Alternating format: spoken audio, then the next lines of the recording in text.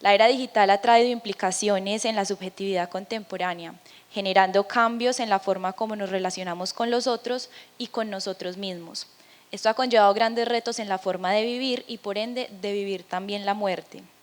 El duelo como experiencia vital se ve claramente afectado por la forma que usamos la tecnología de la información y nos confronta con varias preguntas. Las redes sociales digitales facilitan el proceso de elaboración de duelo. ¿Usamos estas redes para dicho propósito o terminamos finalmente siendo influidos por las mismas redes sociales? A partir de las investigaciones realizadas entre la Unidad de Duelo de la Funeraria San Vicente y la Universidad San Buenaventura, se aborda y se intenta vislumbrar la compleja relación entre el proceso de duelo, las redes sociales digitales y lo que queda en el medio de estas dos, nosotros. Invitamos al escenario al psicólogo de la Unidad de Duelo, Freddy Alberto Gómez Galvis, con su intervención Likes, Post y Recuerdos, el duelo en la era digital.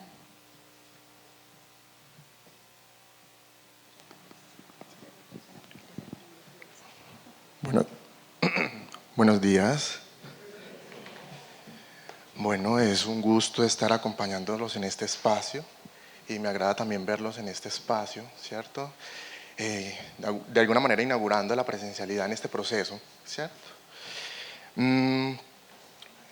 Este proceso de investigación, ¿cierto? Es como, bueno, la presentación de hoy es un proceso de investigación que se realizó con la Universidad de San Buenaventura durante 2 años. La presentación va a estar dividida como en 2 momentos, un momento un poco más teórico, ¿cierto? Y un segundo momento donde vamos a acercarnos un poco más a la experiencia de las diferentes participantes en la investigación, ¿cierto? Para poder como de alguna manera acercarnos un poco a sus significados, a sus narraciones como tal. Entonces,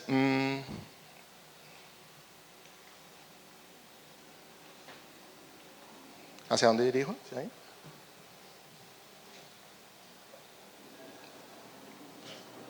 Listo, dale. Antes de empezar todo el proceso, hay una reflexión bien interesante y es hacer una reflexión sobre el contexto de la subjetividad en la era digital. Entonces, la era digital, más que un periodo histórico, pues todavía no se puede definir como un periodo histórico propiamente dicho, es un periodo socioeconómico, ¿cierto? Donde el principal recurso es la información y los datos, ¿cierto? Antes de esta estaba pues obviamente la época industrial, y esto es importante porque de alguna manera va a mandar la parada frente a la forma como vamos a interactuar con el mundo, ¿cierto? Y de alguna manera cómo las premisas van a ser parte de nuestra construcción de lo que somos y de cómo vemos el mundo. ¿Qué es importante? El Internet ha tenido como un desarrollo, ¿cierto? Primero más o menos en la época de los 70, ¿cierto? Donde el concepto de Internet hablaba más en relación a eso que buscamos, información que se busca.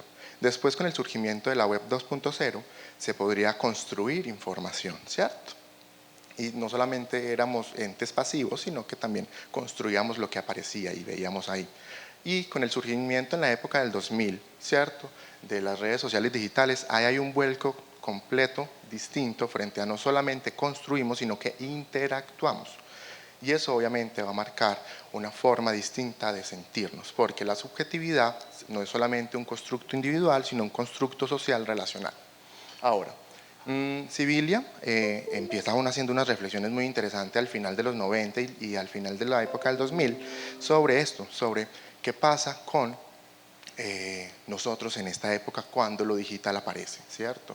Y ella decide hacer una reflexión con un concepto que me parece muy interesante, ¿cierto? Y es un concepto híbrido, ¿cierto? Está el concepto de intimidad, eso que se habla desde lo propio, de lo íntimo, lo interno. Está lo público, eso que está en el escenario social, pero las redes sociales digitales nos exponen a una nueva experiencia y es a la extimidad, ¿cierto?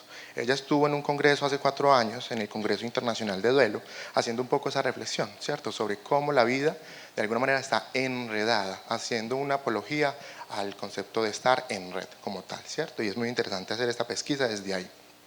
Después llega Byung-Chul Han. Byung-Chul Han ha sido un filósofo contemporáneo que nos ha permitido como dar cuenta de implicaciones a distintos niveles, ¿cierto? A nivel de capitalismo, lógicas de mercado, pero también en relación al sufrimiento y al dolor. Y él, en un texto muy interesante que sacó el año pasado, que se llama La sociedad paliativa, hace una reflexión muy interesante sobre la algofobia, que es la fobia al dolor. La cultura contemporánea tiene un tremendo y profundo malestar, al sentir malestar, ¿cierto? Y esto genera que intentemos buscar anestesia permanentemente, pero no es una anestesia biológica, médica, sino una anestesia psicoemocional. Y las redes sociales en algunos momentos han cumplido esa función de mantenernos anestesiados y no conectados con lo que está pasando, ¿cierto? Obviamente esto está bajo un mandato que él lo nombra así, la obligación de ser feliz, que esta es una de las metas contemporáneas, seamos felices a cualquier costo, ¿cierto? Ya un filósofo francés lo llamaba la euforia perpetua, ¿cierto?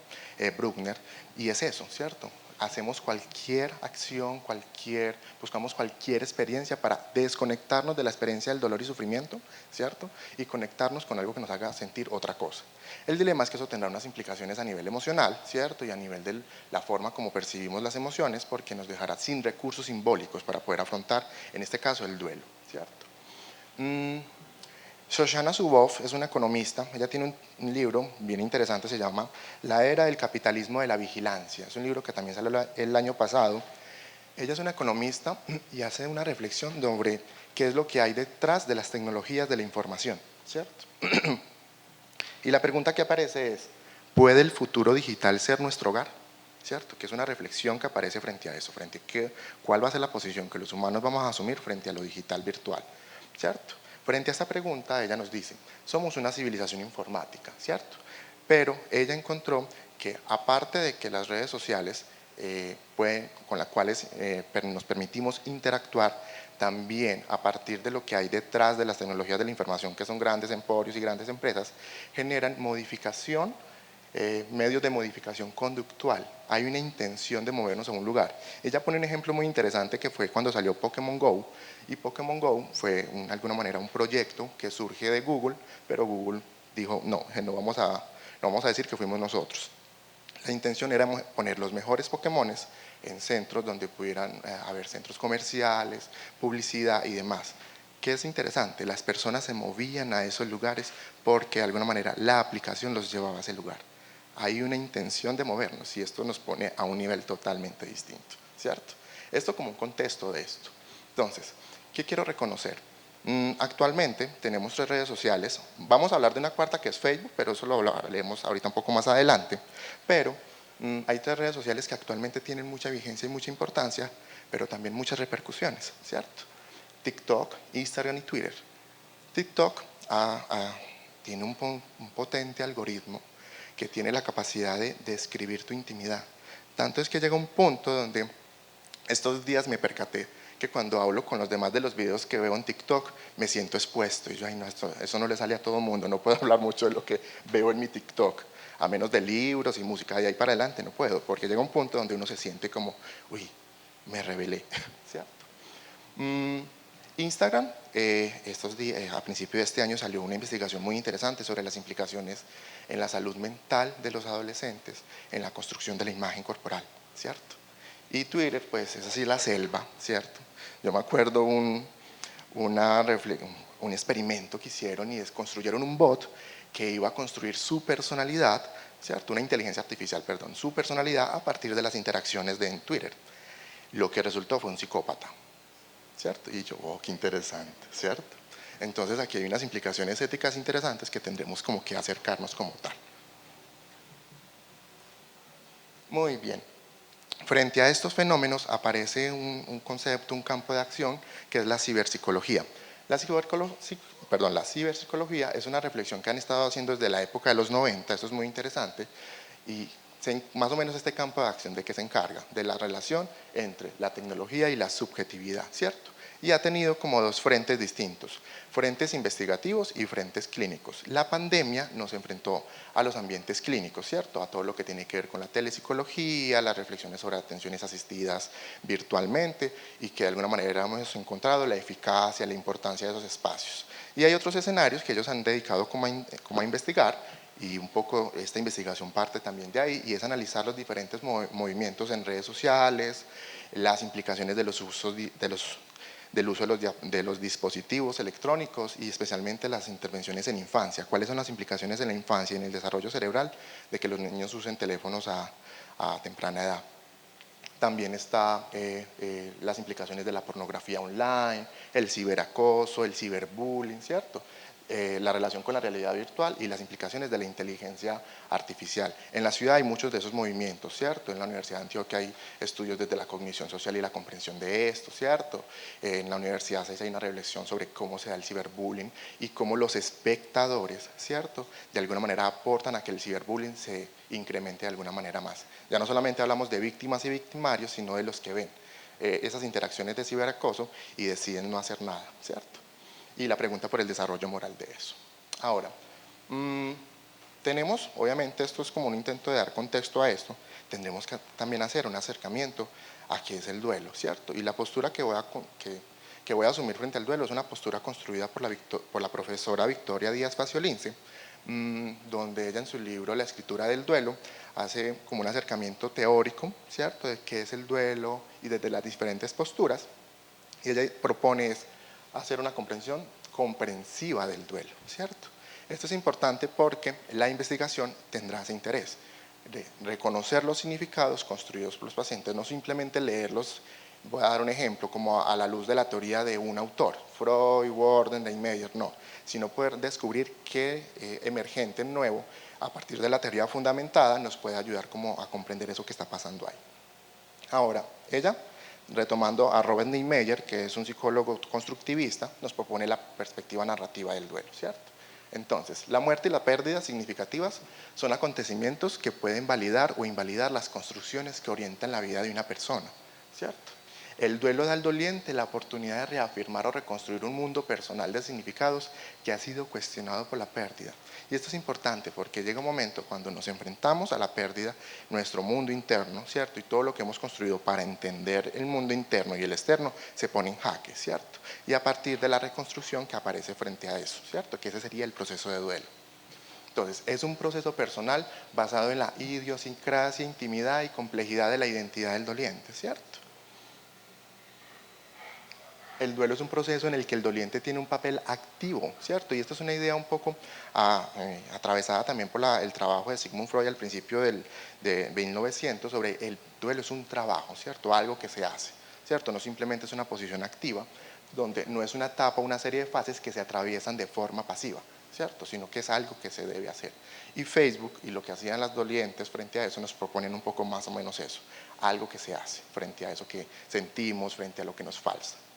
En el duelo cada sentimiento cumple una función y debe entenderse como señal de los esfuerzos del doliente por reconstruir el mundo de significados que ha sido cuestionado por la experiencia del duelo y por la experiencia de la muerte, ¿cierto? Y tras la pérdida, la construcción y la reconstrucción de la identidad se dan en interacción con los demás. Termina el duelo siendo un fenómeno relacional, un fenómeno con los otros, y las redes sociales digitales un escenario donde eso se puede dar. Quiero dar un apuntico aquí pequeño sobre la muerte, que creo que es importante, aunque ahorita Camilo nos ahondará un poco más en ese tema, y es la contemporaneidad tiene una relación muy paradójica con la muerte. Yo lo pongo más o menos en esta ambivalencia. Entonces tenemos una tanatofobia, un temor a la muerte, a los temas que tengan que ver con la muerte, ¿cierto? Con la propia muerte, la muerte de los otros, pero paralelamente a eso hay una pornografía de la muerte, ¿cierto? Donde en redes sociales especialmente nos encontramos con constantes videos donde cómo murió la persona, cómo se suicidó, ¿cierto? Y constantemente hay un deseo de escarbar por esa experiencia que es ajena a mí, que no es mi dolor, y hay de alguna manera una explotación de esa experiencia. Estos días viendo un video de una investigación, si no estoy mal, que realizaba la BBC, se metían como en una sala de trabajo de moderadores de videos de Facebook, ¿cierto? Donde ellos lo que hacen es ver esos videos y bajarlos, eliminarlos, darle etiquetas, ¿cierto? Y ellos encontraban toda esta experiencia de muerte tanática, literalmente de orden horroroso, ¿cierto? Frente a eso. Y de alguna manera, lo que ven eso, ¿cierto? Los que ven eso, pues obviamente hablan de cuál es la relación que construyen con ese concepto. Pero bueno, eso se quedaría ahí, porque ahorita Camilo nos acercará un poco más a esa reflexión. Ahora, ¿cuál es la relación entre duelo y redes sociales, cierto? Si partimos de las investigaciones, en el contexto latinoamericano y propiamente colombiano han sido pocas las investigaciones. Tanto fue que esta investigación surgió de ahí, ¿cierto? De un intento de dar un nicho de ideas para empezar a explorar un poco esta experiencia como tal. Y de alguna manera las redes sociales han posibilitado espacios para eso. Facebook tiene una opción que es construir memorials, ¿cierto? Que son estos como páginas conmemorativas donde si un ser querido, familiar, amigo muere, uno puede pedirle a Facebook que esa página se vuelva conmemorativa, donde pueda uno interactuar con sus fotos, hacer comentarios de alguna manera, ¿cierto? Están las ritualizaciones colectivas y aquí hubo una cosa muy interesante. Uno de los artículos que revisamos era una reflexión que hacían sobre la ritualización que se dio tras la muerte de Paul Walker, el de Rápido y Furioso, ¿cierto? Y cómo las redes sociales de alguna manera funcionaron para que los dolientes que no iban a poder estar en el ritual funerario, porque si no sería inmenso, pudieran hacer algo con eso que pasa. Y ese ejemplo lo podemos encontrar tras la muerte de personas reconocidas, cantantes, músicos y demás. Y tenemos un tercer escenario que es la posibilidad de expresar emociones a través de TikTok, ¿cierto? Cuando TikTok sabe que yo trabajo en la unidad de duelo, pues inevitablemente. Entonces llega un punto donde me empieza a recomendar videos sobre ritualizaciones, sobre una persona expresando su dolor y de alguna manera, por el propio algoritmo, las personas pueden hacer eso, pueden expresar su dolor y de alguna manera TikTok permite eso, ¿cierto? Que las personas puedan hacer unas reflexiones sobre salud mental, sobre qué les duele, sobre cómo ha sido despedirse como tal. Y eso es bien interesante que lo permita. Ahora, vamos a acercarnos un poco como a algunos conceptos teóricos. Entonces, Gurevich hace una cosa muy interesante y es decir, las redes sociales son un espacio para registrar y compartir experiencias, entre esas el duelo, ¿cierto? Y eso nos pone en cómo un lugar digital termina teniendo esa función de tener un espacio para ofrecer algo, para permitir que pase algo como tal. Perluso y Francisco también hacen una reflexión sobre cómo los deudos tienen la posibilidad de publicar recuerdos, emociones y deseos frente a una gran audiencia, que pueden ser sus amigos, conocidos y demás, y esto como una posibilidad de hacer algo con eso que pasa internamente, ¿cierto? Y Blower, Charman, Yasoklu, Moore, también nos proponen que el perfil digital del fallecido es importante, que compartir información, darnos cuenta de pérdidas, discutir temas alrededor de la muerte. Con decirles, ayer en la noche, una compañera del colegio empieza a montar estados y por los estados me percato que su mamá murió, ¿cierto? De alguna manera permite acercarnos a una realidad y es que, ¿cierto?, que la otra persona perdió a un ser querido. Y cómo las personas naturalmente lo hacen para poder comunicar a los demás algo que pasó, pero también para poder expresar emocionalmente eso que está sucediendo en este momento. Una historia, la historia de la investigación. Vamos a pasar como a ese segundo momento. Y es muy interesante porque la investigación surge de un encuentro interdisciplinario. Hace 4 años, en el 2018, invitamos al psicólogo docente Andrés Felipe Marín, ¿cierto?, que hizo, él se encontró con una experiencia de una conocida que visitaba el Facebook de su, ¿cierto?, de su ser querido, entonces construyó unas ideas, lo invitamos, hizo esa conferencia, si no estoy mal, se llamó el Facebook de los muertos, si no estoy mal, y al final, en medio pues, del break, empezó a ver, Freddy, ¿será posible hacer investigación con la unidad de duelo? Yo creería que sí, pues, y de ahí surgieron 3 artículos, 2 proyectos de investigación y demás. ¿Por qué es interesante nombrar eso? Porque estos espacios académicos permiten eso, acercarnos a nuevas experiencias que a veces uno no tiene claras, pero que permiten un poco indagar. Y me parecería importante dar referencia a eso como tal.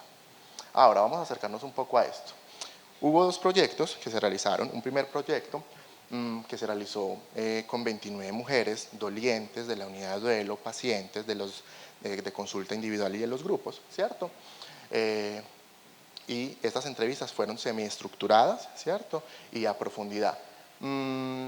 Y de ahí más o menos se tuvieron como las experiencias, los significados. Y el segundo proyecto, después de que terminamos este, y a partir de una categoría que emergió en el primero, apareció como el emergente para el segundo proyecto. Ya no se hizo especialmente con personas, entrevistas, sino que se hizo análisis de contenido, ¿cierto? ¿Qué hacíamos? Nos metimos a 3 grupos, grupos creados en Facebook, no de nosotros, sino naturalmente gestados. Nos acercamos a esas publicaciones y durante un mes recogimos, ¿cuántos fueron? 1816 publicaciones, ¿cierto? Que referenciaban distintas interacciones que ellos tenían sobre distintas expresiones emocionales, dolor y demás. Y eso después lo analizamos y salieron 454 interacciones y después eso se terminó en dos grandes categorías, ¿cierto? Después del proceso de codificación como tal. De alguna manera, dos procesos metodológicos distintos que nos llevan a preguntarnos frente a cómo las personas interactúan cuando están en duelo con las redes sociales digitales. Esto, obviamente, amparado bajo la investigación cualitativa, pues esto no tiene una lógica experimental, sino cualitativa, de reconocer significados a partir de las narraciones, ¿cierto? Tanto verbalizadas como publicadas en Facebook, ¿cierto?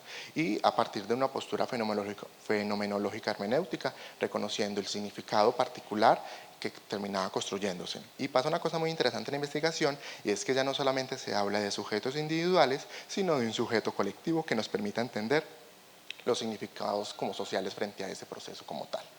Entonces, surgieron estas 6 categorías, que las primeras 4 fueron del primer proyecto, las 2 últimas fueron del segundo proyecto. Una cosa importante, del primer proyecto hay 2 artículos publicados, los pueden encontrar como usos de duelo y Facebook, y ahí podemos encontrar, uno fue escrito por el grupo de investigadores en pleno y el otro fue por el equipo de co-investigadores estudiantes de la Universidad San Buenaventura. Los 2 artículos son muy interesantes, pues aquí dándonos un poquito de brillo. Ahora, todavía no me lo pase. ¿Se pasó solo? Allá.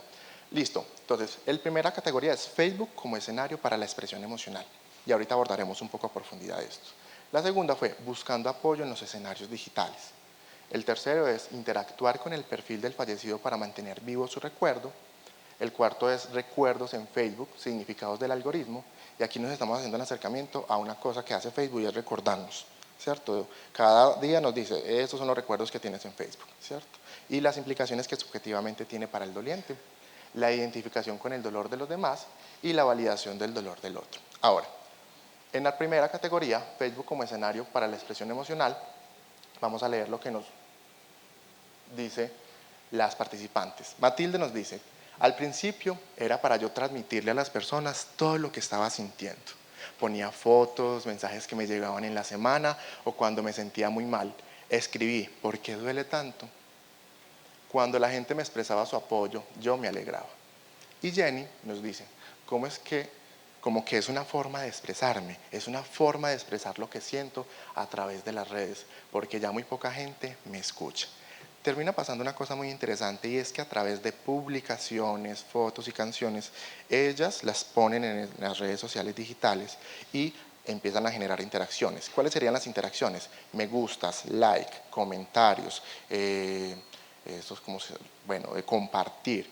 Y esto para ellas es significativo porque se sienten comprendidas, se sienten que alguien las escucha. Porque ¿qué termina pasando en los procesos de duelo?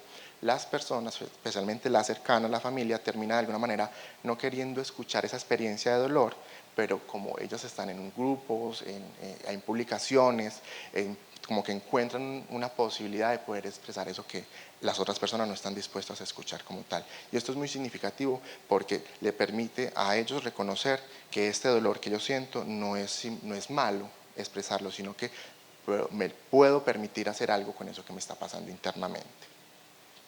Hay un segundo categoría que es buscando apoyo en los escenarios digitales. Vamos a escuchar qué nos dice Dora. Me gusta mucho montar frasecitas de duelo, de superación, de que sí se puede, de que las tormentas tienen que pasar, que después de una tormenta sale el sol. Pues me gusta mostrarles a muchas personas que de pronto están pasando por las mismas situaciones que yo pasé, momentos tan duros, pero que sí se puede salir de ellos, que sí somos capaces. Y Catherine nos dice, no fue una cosa premeditada, se fue dando. Al ver que yo escribía y que la gente me correspondía y que la gente me preguntaba cómo estaba, que cómo estaba de ánimo, eso fue como agradable para mí, ver que al menos la gente de la calle me escribía. ¿Qué termina pasando? Cuando ellas descubren los grupos, ¿cierto? Ellas saben que en ese espacio pueden encontrar apoyo frente a eso que les está pasando, ¿cierto? Porque como ya hemos hablado con la categoría anterior, ya hay mucha invalidación social externa, pues llega un momento donde estos grupos les permiten eso, ¿cierto?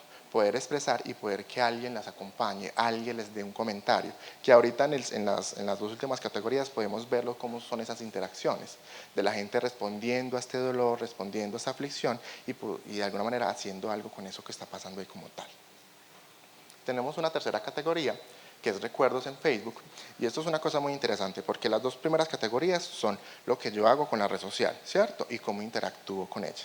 Pero aquí nos vemos con un emergente que era de alguna manera lo que proponía de alguna manera Zuboff, y es cómo el algoritmo me manda algo, ¿cierto? Y qué hace el doliente con eso que le mandan. Y de alguna manera eso nos habla de que la red social influye en nosotros, influye en nuestro proceso de duelo como tal. Entonces, Caterine nos dice, Facebook le trae a uno recuerdos. De un momento a otro aparece tu recuerdo de hace un año. Yo miro y a veces digo, ¿yo por qué publiqué eso? Porque lo que queda en las redes sociales queda para toda la vida. Alejandra nos dice, yo me meto ahora a mirar sus fotos porque él tiene almacenado ahí nuestra historia de vida. Y me parece muy bonito porque prácticamente Facebook abrió y nosotros nos hicimos novios. Facebook me parece útil porque me permite capturar la línea de tiempo de nuestra relación, porque hay una gran documentación de nuestra vida juntos. Yo recuerdo esta entrevista, yo no recuerdo si fui yo el que la entrevisté o fui yo el que analicé la información con Atlas Team, pero ella decía una metáfora muy bonita y es como que Facebook tenía mi historia de relación con él, ¿cierto? Y lo que no tenía en el celular, no tenía en álbum, se lo ofrecía a Facebook para poder recordar. Entonces, posiblemente al principio posiblemente era doloroso, pero le permitía poco a poco reconstruir una memoria, algo que faltaba, algo que no estaba, algo que hacía falta y que Facebook se le devolvía, ¿cierto? Tenemos otras frases frente al recuerdo. Ay, espérate, devuélvete,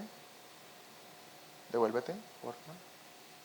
No sé, bueno, tenía otras dos, sí, no las encuentro. Bueno, ¿qué es importante con recuerdos? Recuerdos nos lleva a hacernos esa pregunta frente a cómo esta interacción le permite al doliente construir una memoria íntima, posiblemente con elementos que no tenía, a partir de eso que les ofrece Facebook. Facebook les ofrece la posibilidad de descubrir como nuevos recuerdos, ¿cierto? Porque llega un momento donde posiblemente esos recuerdos no están o generan una aflicción o pues obviamente la memoria no da para tanto, pero Facebook les permitía, al darles esa experiencia de que ahí había algo importante en esa relación, que en ese momento se subió esa foto con la intención de hacer un homenaje en ese momento de que estaba pasando bien con el esposo, de que había disfrutado, y llega el punto donde esto después se vuelve, a partir del presente, un recuerdo del pasado. Entonces no solamente hacemos un recuerdo en la experiencia vivida, sino que Facebook le permite a uno construir sus propios recuerdos y de alguna manera reconocer que esa persona fue importante en la vida como tal. Entonces, hay una cuarta categoría y esta es muy interesante porque está un poco relacionada con los memorials de Facebook o con el perfil que el ser querido fallecido pues obviamente dejó en Facebook, ¿cierto? Rosa nos dice, cuando miro el perfil de mi hermana, la verdad es algo difícil, me pone triste, pero es como la forma de verla, de mirar las cosas que ella compartía. Es la única forma que tengo de verla, de expresar mis cosas. Le doy gracias a Dios por los momentos compartidos. Siempre le escribo que la extraño mucho, ¿cierto? Y Mónica nos dice, yo quise cerrar el perfil de mi esposo de Facebook, pero no lo cerré porque una de las hermanas de él, todos los meses, el 16 de cada mes, y el 16 de cada mes fue la fecha de fallecimiento, publica algo en el perfil de mi esposo. Todos los meses ella hace una publicación en el perfil de él. Ella hace unos collages muy bonitos y escribe, ¿cierto? Esto nos revela que llega un momento donde en ese proceso de reconocer el vacío, de reconocer la ausencia, de reconocer que el otro no está, ¿cierto? El deudo se enfrenta a esa paradoja internamente y que hace parte del proceso de duelo.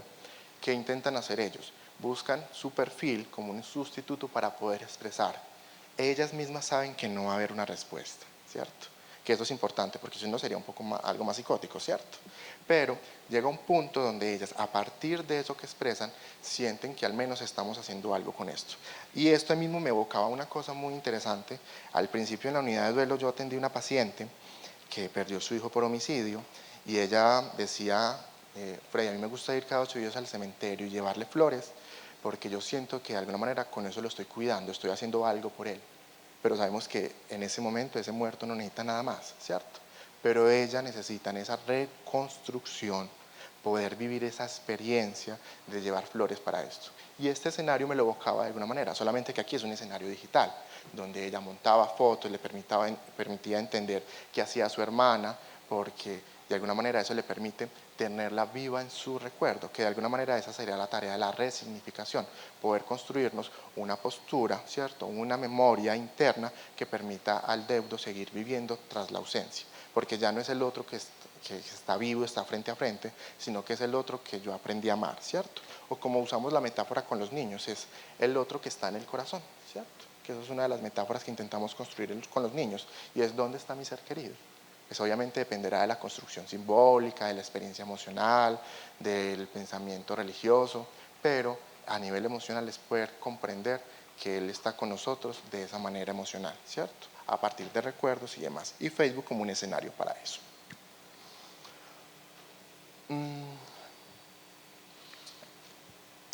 Bueno, estos son los que estaba buscando. Los recuerdos en Facebook. Entonces, los recuerdos que me llamaron la atención eran unas fotos cuando estaba feliz en la playa hace 4 años. Definitivamente a uno le cambia mucho la vida. Eso me genera sorpresa, siento anhelos de volver a ese estado. También a veces siento tristeza por lo que sucedió y por sentirme ahora sí y no como estaba en esas fotos, feliz.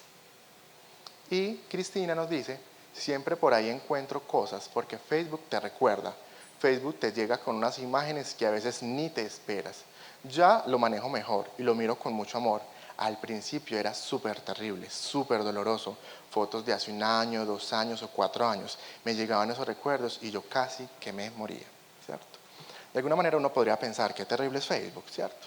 Pero cuando uno se encuentra con la experiencia de duelo, uno sabe que esto es necesario para lo que Borden llama la tarea de la aceptación de la pérdida, de enfrentarnos a la ausencia, de poder reconocer que el otro no está y que es difícil tener una vida sin él, pero que esa es la tarea. Y es muy interesante cómo está, por ejemplo, Cristina en todo ese proceso, poco a poco, fue acercándose a una experiencia emocional distinta frente a eso con lo que ella interactuaba.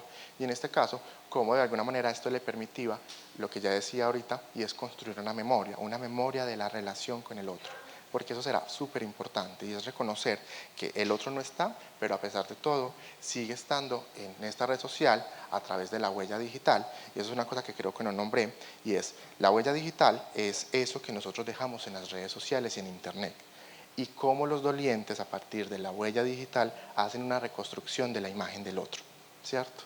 Y eso será fundamental porque hay un asunto y es, a partir de la tecnología de la información, hay una pesquisa frente a las implicaciones de la huella digital y que posiblemente lo que nosotros dejemos en redes sociales no va a desaparecer nunca, ¿cierto?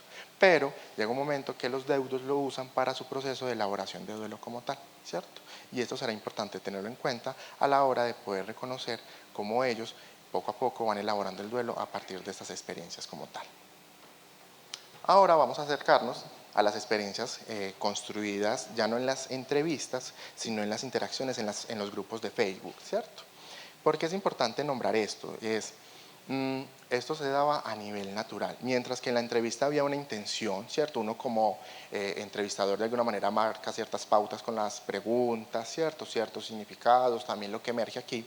Aquí lo que hicimos fue un trabajo de campo virtual, ¿cierto? Y era observar cómo ellas se relacionaban, porque generalmente son ellas las que terminan usando las redes sociales y posiblemente ahí tenemos una pregunta interesante y es, ¿qué hacen los hombres con su duelo? ¿Qué hacen los hombres con su dolor?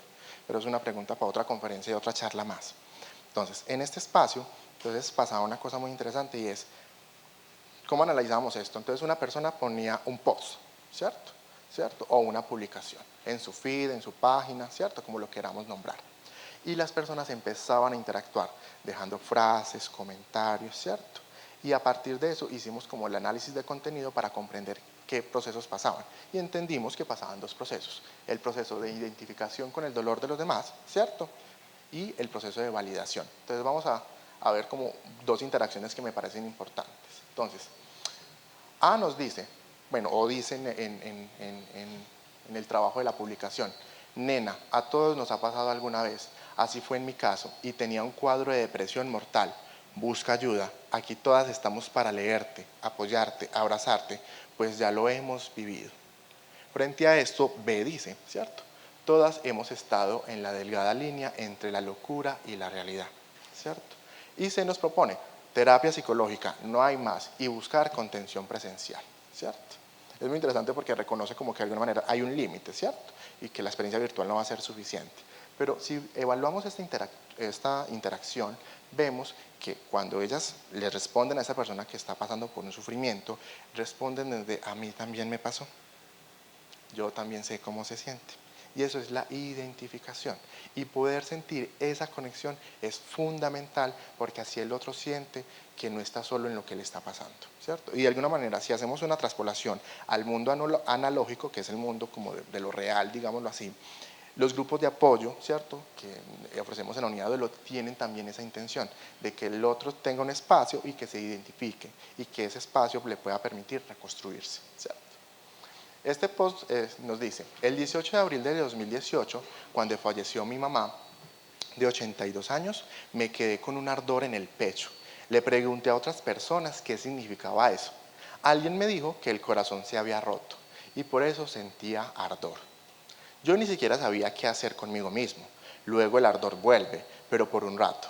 Así entendí que nunca olvidaré a mi mamá, que la recordaré y la extrañaré por el resto de mi vida.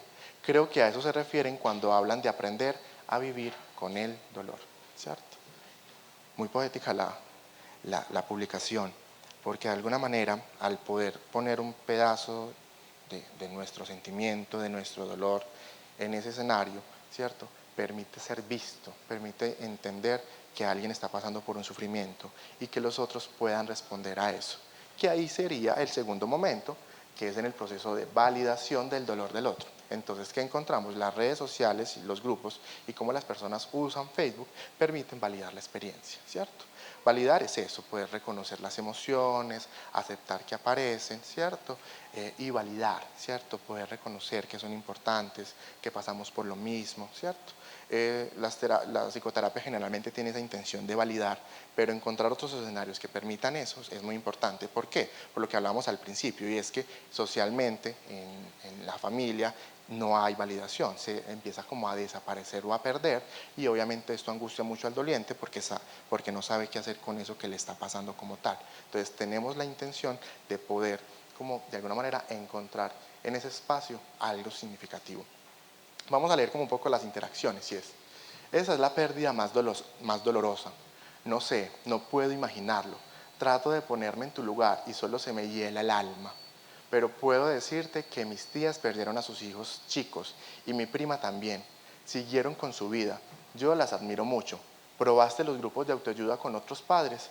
Creo que solo quien lo sufre puede entenderte, ¿cierto?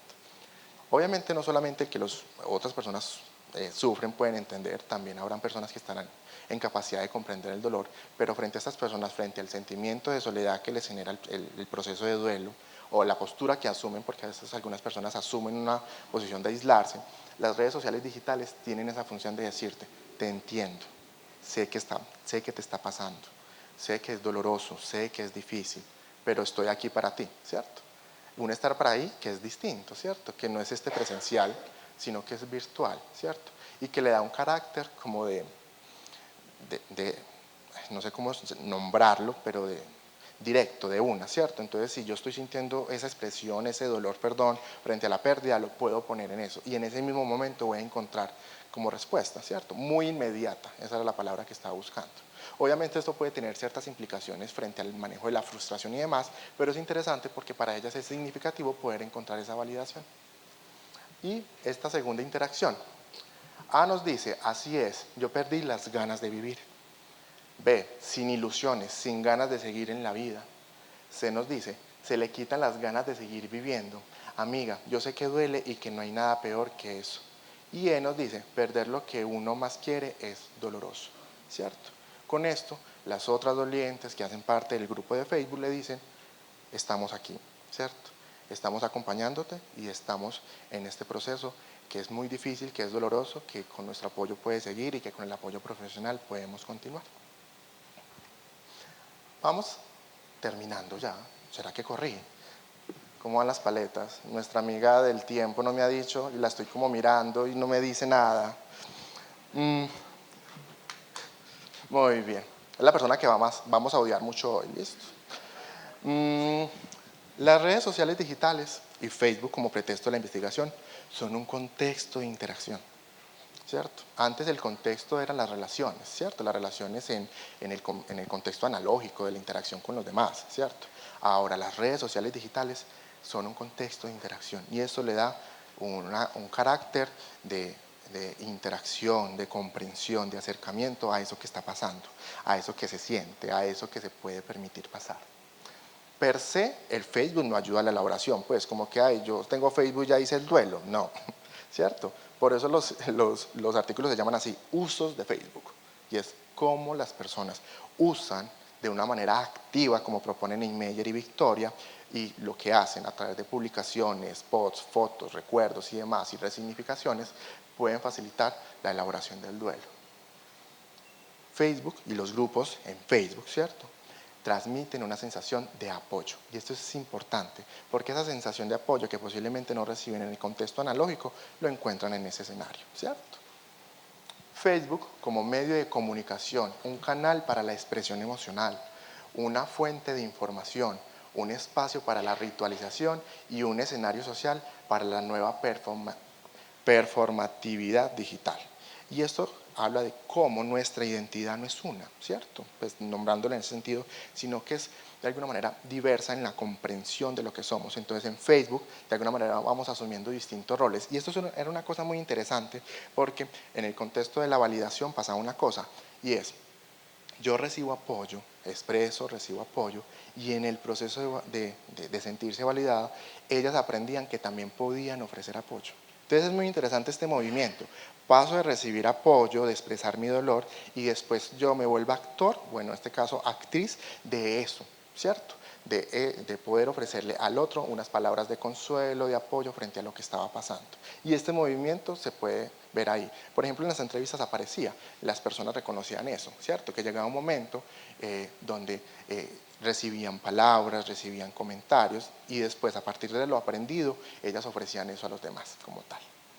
Y uno último, y es que esto me parece muy significativo, y es que Facebook es un espacio para el mantenimiento del recuerdo sobre los muertos, sobre esos que son importantes para nosotros, y permitían lo que llamamos una construcción de la memoria. Y esto es bien importante porque frente a la época contemporánea, Alouche hace una cosa muy interesante y decirnos estamos en tiempos de muerte seca, ¿cierto? Donde hay temor al ritual, alejamiento de este proceso, pero llega pandemia, COVID-19, a decirnos la ritualización es muy importante. Necesitamos despedirnos, necesitamos poder decir adiós, ¿cierto? En ese momento no se pudo dar 5 o 6. Las redes sociales fueron un espacio privilegiado para esto. No para hacer el ritual tradicional, obviamente, pero sí para hacer un ritual alternativo, transmitir la misa, ver fotos, compartir. Estos escenarios digitales permitieron facilitar esto y de alguna manera poder seguir conectados frente a esta experiencia de dolor como tal. Quiero terminar con esta imagen, la que sigue, es que se me olvida. Yo pues atiendo niños y adolescentes en la unidad de duelo y entonces me gusta ver anime, ¿cierto? Gracias, Susana. Y bueno, yo estaba pendiente por verme esta serie, se llama así, Ranking of King, ¿cierto? Él se llama, les presento, Boji, es un niño sordo que es el heredero a la corona, ¿cierto? Pasó una cosa muy interesante, yo estaba buscando la serie y ¡pum! Instagram me manda esta imagen. Y yo, vean pues. Y me gustó mucho, me pareció muy bonita y la descargué en el celular y ya. Me vi la serie, lloré, porque resulta que esta es la historia de un niño en duelo, que perdió a su mamá y su papá está a punto de morir. El rey no quiere que él sea su rey porque es un niño sordo, entonces lo sienten inhabilitado, incapacitado. Llega un momento, hay una escena donde hay un súbdito que es muy fiel a él, ¿cierto? Y yo no logro entender por qué. Obviamente la serie tiene la intención de clavarnos ese puñal así con la intención. Y llega un momento donde muestran una escena, ¿cierto? Del pasado, donde está el súbdito llorando desconsoladamente en, ¿cómo se me olvida? En el cementerio, ¿cierto? En la lápida de su madre. Boji llega, entrega esa flor, sale corriendo, el súbdito queda impactado. ¿Qué hago con esta flor? Cuando dirige su mirada a Boji, ¿dónde está Boji? Está en la tumba de su madre con 5 flores. Y ahí termina esa interacción. Yo desde ese día lo puse de salvapantalla, del computador, de toda parte. Yo, ¿cómo este niño logra? Me pongo sensible, me da hasta ganas de llorar, porque hace un ejercicio muy bonito y es sin palabras, ¿cierto? Poder decirle al otro, sé lo que te está pasando, sé que es difícil, ¿cierto? No vengo a calmarte, simplemente a hacer lo que yo hago con mi mamá. Y de alguna manera, esto es lo que hacían las dolientes con el proceso de Facebook, ¿cierto? De poder decirle al otro, estoy aquí para ti. Bueno, esas eran todas las palabras que le quería ofrecer. Muchas gracias.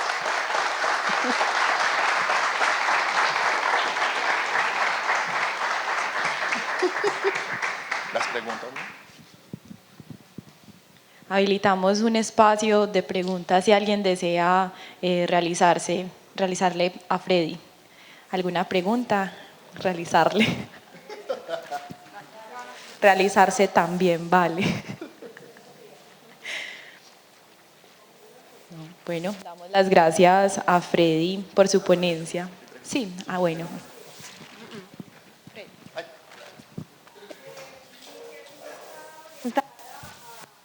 ¿Por qué en esta investigación?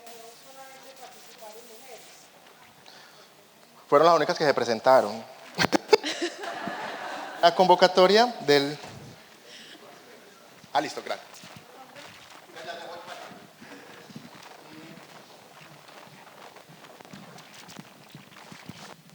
La primera investigación hicimos una convocatoria con las pacientes de la unidad de duelo y solamente llegaron mujeres. Y nosotros no quisimos influir, como que bueno, ¿y los hombres dónde están? No, pues si aparecieron las mujeres, pues esas fueron las que se convocaron frente a eso. Ahora, frente a los grupos, yo creo que pasó una cosa y es que los grupos de Facebook, ¿cierto? En el segundo proyecto, lo que pasó ahí fue que estos grupos eran especialmente de mujeres que habían perdido a sus hijos, ya siendo grandes o eran grupos de apoyo por pérdida perinatal, ¿cierto? Y las mujeres en estos casos son a veces las más validadas, ¿cierto? Como para poder expresar algo frente a este dolor. Y ya sería una intuición mía, una hipótesis mía, y es la cultura contemporánea le ha dejado al hombre un lugar de no acercarse a las emociones, de no poder expresar las emociones, y posiblemente por eso no se sienten autorizados de poder hacer algo con eso. Esta semana un paciente me lo decía, un hombre adulto de 21 años que perdió a su mamá y a su papá, y él decía una cosa: Freddy, es que yo no tengo otro espacio que no sea esto para poder hablar de lo que me pasa, porque le digo a mis amigos y lo que me dicen es, bien parcero, siga adelante, y es como, ¿cierto? Entonces de alguna manera hay un metarrelato social que posiblemente constriñe un poco más esa experiencia. ¿Dónde más? Buen día. Buen día. Freddy, muchas gracias. Más que una pregunta, es como un complemento a algo que exponías y que me sigue llamando mucho la atención, y es el hecho de que lo digital, de una u otra manera, te permite validar desde el anonimato. Y eso es un asunto muy particular. Y lo que estabas hablando ahorita de cómo el me gusta, lo he pasado, me permite acercarme de una manera más anónima sin tener que exponerme tan de bruces, ¿cierto? En el caso de los hombres, considero que es un tema educativo, cultural, y que no es tan fácil hacerlo. Y cuando haces la reflexión de que la validación analógica en la familia se agota, en lo laboral se pierde. Se pierde mucho porque entonces a ti te dan los 5 días y listo, en 5 días hágale y arranque como si nada y produzca y rinda, cuando en buena medida este proceso es una elaboración constante. Entonces me parece muy interesante cómo lo digital puede facilitar el anonimato para hacer un apoyo y la empatía también. Muchas gracias. No, a ti, Daniel. Sí, es poder entender, porque aquí uno puede tomar dos posturas. O uno se vuelve tecnofóbico, ¿cierto? O tecnócrata, que es en pro de la tecnología. Es reconocer que es un escenario que se puede usar. Y esa es una de las reflexiones que hace, por ejemplo, Susana Zuboff frente al capitalismo de la vigilancia, y es: los humanos tenemos una deuda por hacer una reflexión frente a cómo usamos las redes sociales, y en ese caso frente al duelo como tal. ¿Quién más? Hola, muchas gracias. Yo tenía una duda sobre la investigación con los grupos de Facebook. ¿Sí? ¿Cómo se hizo ahí? ¿Se les informó a los administradores? ¿Hubo un consentimiento informado? ¿Cómo manejaron esa parte? Yo me esperaba esa pregunta. Bueno, obviamente recuerden que esas investigaciones pasan por un comité de bioética, en este caso fue el comité de bioética de la Universidad de San Buenaventura. A los a los grupos no se les informó, ¿cierto? ¿Por qué? Facebook tiene unas políticas de todo eso es público, eso lo puede usar cualquiera. Entonces, de alguna manera, usamos ese recurso para poder, de alguna manera, obtener la información. ¿Qué hicimos para protegerlos a ellos? En el análisis, eso tiene un nombre, anonimizar, donde se pone todo eso en negro, todo eso oscuro, tanto es que en los artículos aparece así. Esos nombres son nombres como para poder darle como subjetividad, pero no son. Pero esas son una de las implicaciones de la huella digital, todo queda ahí, o sea que todo lo puedes usar. Tanto era que pensaba usar videos de TikTok, pero eso sí me sentí como muy expuesto. Por ejemplo, pasó una cosa muy interesante con eso, yo le conté a Diana, la semana pasada, me llega a mi feed un chico que está comiendo solo y un mensaje que decía, ¿tú por qué sufres si todo lo tienes? Y él hace una panorámica, él comiendo y la familia, pues, y la mesa vacía. Al otro día me llega otro video, bueno, pues el feed me manda otro video y es una amiga de él diciendo que lo encontraron muerto. Yo dije, hijo de puta, es como que, ¿qué es esto? ¿Cierto? Yo pienso que es posiblemente algo para generar, pero empiezo y uno puede empezar a buscar los que etiquetaba y sí, este muchacho se había suicidado. Entonces, por eso yo prefiero no montar los videos de TikTok, solamente les cuento. Pero sí, eso pasa con las redes sociales, todo está ahí, entonces uno puede acceder a eso. Dale. ¿Algo más? ¡Ay, Miguel! ¿Quién le prende el micrófono a Miguel? Hola, ahora sí. ¿Qué tal? Miguel de Neiva. Freddy, muchas gracias. Tenía una duda. Sí. Cuando mencionabas el ecosistema de Twitter, que es donde más me muevo, probablemente pues, terminé acá, Sí, la selva, sí. en la selva. Sí, uno evidencia cuando las personas expresan su duelo, que muchas veces la respuesta no es positiva. Hay a veces rechazo, que cómo se atreve, que el duelo es algo que uno tiene que guardar. No sé si has visto alguna de esas respuestas negativas y qué puede llevar a esas personas, qué sienten y cómo manejan esa situación cuando la respuesta no es bonita como la podemos ver en Facebook, donde todos nos conocemos, pero en Twitter sí nos sigue un montón de personas que nos siguen simplemente. Es interesante porque en la investigación no encontramos eso. No apareció, no porque no lo vimos, sino porque... Ay, en Facebook no encontramos esas interacciones, posiblemente porque lo que está en los grupos que nos metimos, por ejemplo, en esos 3 grupos de Facebook, ellas mismas sabían para qué usaban el espacio como tal, entonces no encontré esa experiencia. Recuerdo, pues, revisando por ejemplo un video de TikTok, una señora que decía como eso, lo que la señora empezó a hacer fue a responder los mensajes negativos, como que, ay, entonces con este video te vas a hacer millonaria a costa de tu hijo. Entonces la señora muy enojada decía, pues a mí me duele, a vos no tiene por qué importar. Pero realmente no hay como que desde la investigación podemos haber encontrado algo desde ahí, no, realmente no. Bueno, ¿algo más? Ya me quiero sentar. Bueno, muchas gracias.